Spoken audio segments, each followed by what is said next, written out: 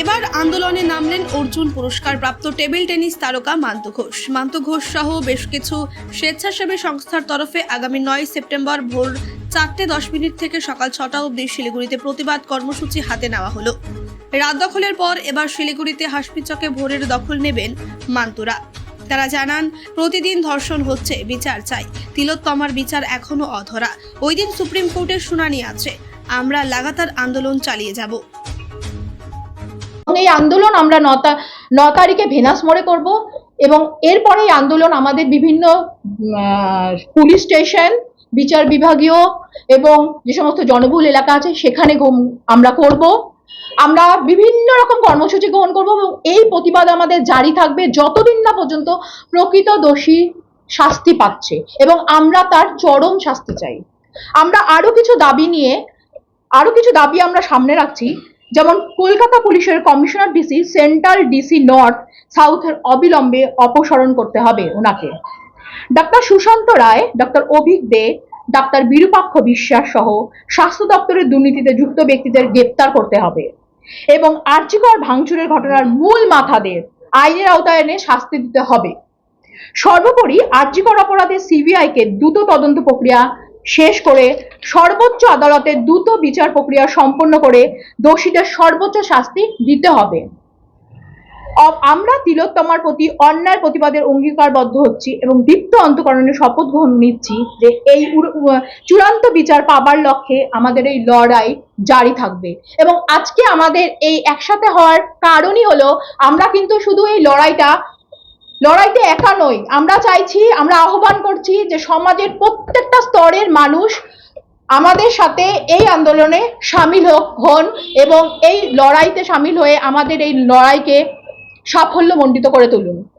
এবং অত সহজেই আমাদের কাউকে চুপ করা যাবে না।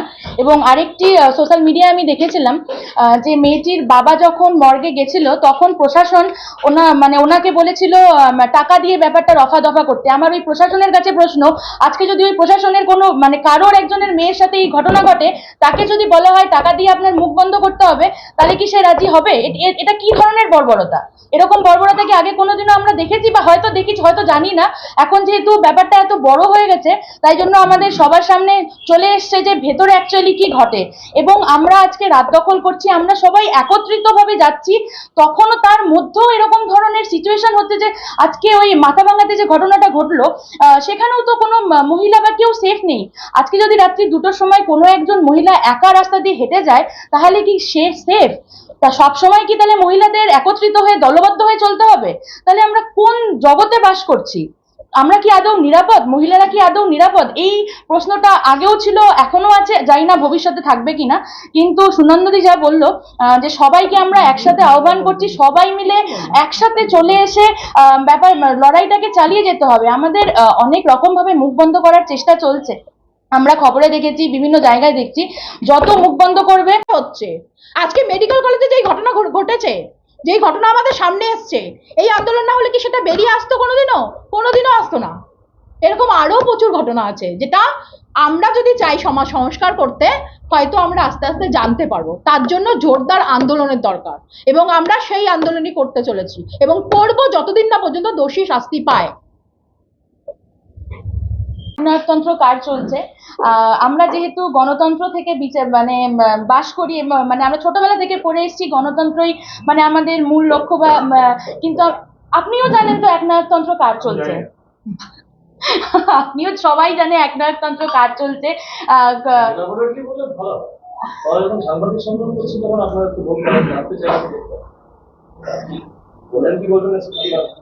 যারা ক্ষমতায় আছে একদম চলছে, সবাই জানে সেটা কার। এটা আমাকে আলাদা করে জিজ্ঞেস করে কোনো লাভ নেই।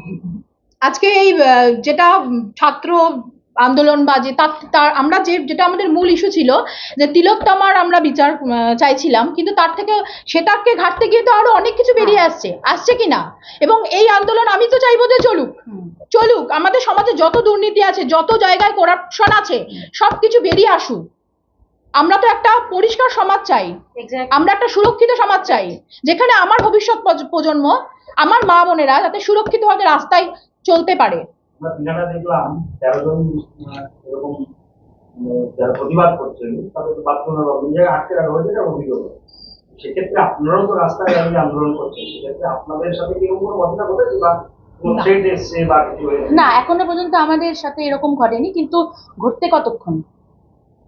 এবং ঘটলেও সেটা ভয় পাবো না বা পিছিয়ে যাব না, আমরা আন্দোলন করব। আমার মনে হয় যে মেয়েরাও কোনো কিছুতেই কম না, আমরা চাইলেও অনেক কিছু করতে পারি।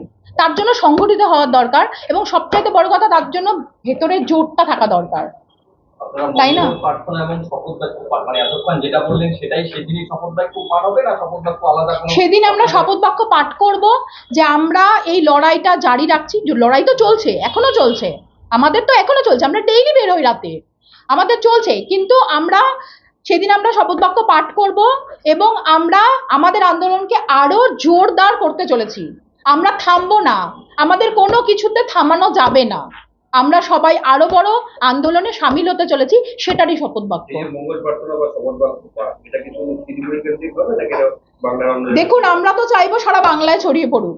শুধু শিলিগুড়িতে শুধু এক জায়গায় করলে কোনো লাভ নেই, কারণ ঘটনাটা তো কলকাতায়, কিন্তু কলকাতায় কি শুধুমাত্র কি কলকাতায় শুধু কি তিলোত্তমা ধর্ষিত হয়? শিলিগুড়ির কেউ ধর্ষিত হয় না, আর গ্রামে গঞ্জে কোথাও কেউ ধর্ষিত হয় না? প্রত্যেকদিন ধর্ষিত হচ্ছে কেউ না কেউ। একটা ঘটনা উঠে এসছে, সেটা নিয়ে আমরা লড়ছি, কিন্তু প্রত্যেকদিন মা বোনেরা ধর্ষিত হচ্ছে। কেন হবে? সমাজ ধর্ষিত হচ্ছে, সমাজ কেন ধর্ষিত হচ্ছে, কেন হবে? আন্দোলন আমাদের তার বিরুদ্ধে। ধর্ষিত শুধু তিলোত্তমা হয়নি, নারকীয় কাণ্ড শুধু তিলোত্তমার সাথে হয়নি, সবার সাথে, সমাজের সাথে হচ্ছে। আজকে মেডিকেল কলেজে যেই ঘটনা ঘটেছে, যেই ঘটনা আমাদের সামনে। Want luxurious interiors at affordable prices? Get your dream home interiors at Swerve Squad Group. Book your free site visit today.